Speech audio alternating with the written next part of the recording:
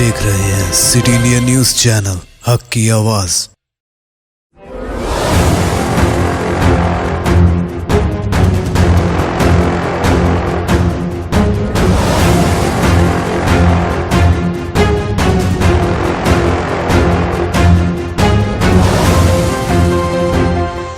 Breaking news. शहर हैदराबाद के इलाके चादरघाट पुलिस स्टेशन के हदूद में मलकपेट मेट्रो स्टेशन के नीचे एक कार जलकर खाक हो गई।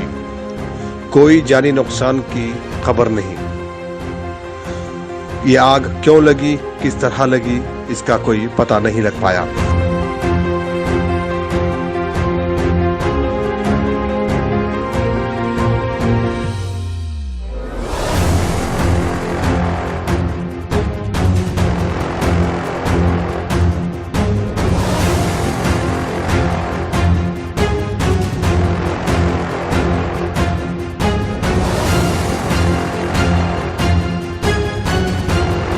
ज्यादा अपडेट्स के लिए देखते रहिए सिटी इंडिया न्यूज हक की आवाज।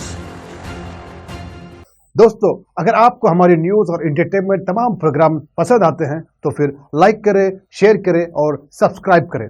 और हाँ, बेल आइकॉन दबाना ना भूलें ताकि आप हमारी हर न्यूज और हर एंटरटेनमेंट प्रोग्राम से अपडेट रहें। देखते रहिए सिटी इंडिया न्यूज हक की आवाज।